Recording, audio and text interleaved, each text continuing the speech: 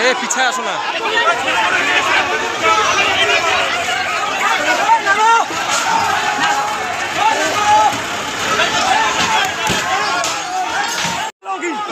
কি হলো?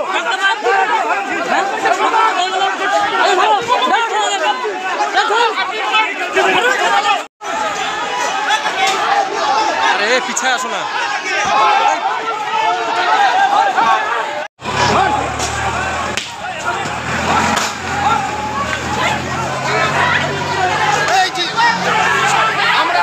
আপনারা এখানে আমরা কোনো দাবি নিয়ে আসিনি। কোচবিহার জেলা তৃণমূল ছাত্র পরিষদের আহ্বানে কোচবিহার জেলায় হাজার হাজার ছাত্রছাত্রীরা আজকে পথে নেমেছিল, প্রতিবাদী মিছিল ছিল।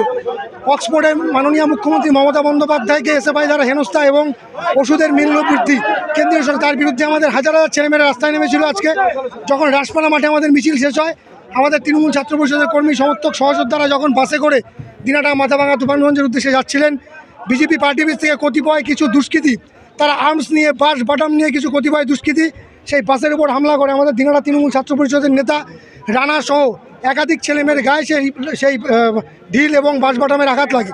তারা প্রায় ইমিডিয়েট তাদের এমজেএন হসপিটালে পাঠালাম। দুটো গাড়ির উপর আক্রমণ করা হয়।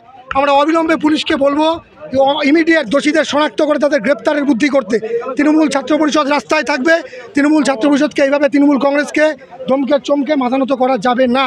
আমরা রাস্তায় রয়েছি কোচবিহার জেলায়, কোচবিহার শহরে, না হলে তীব্র থেকে তীব্র প্রতিবাদ। বিজেপির কতিপয় দুষ্কৃতী যারা আর্মস নিয়ে বিজেপি পার্টি অফিসের ভেতরে এখনও আছে, আর্মস নিয়ে বন্দুক নিয়ে তারা আক্রমণের চেষ্টা করেছে, লাঠি সোটা নিয়ে শোট নিয়ে আক্রমণের চেষ্টা করেছে।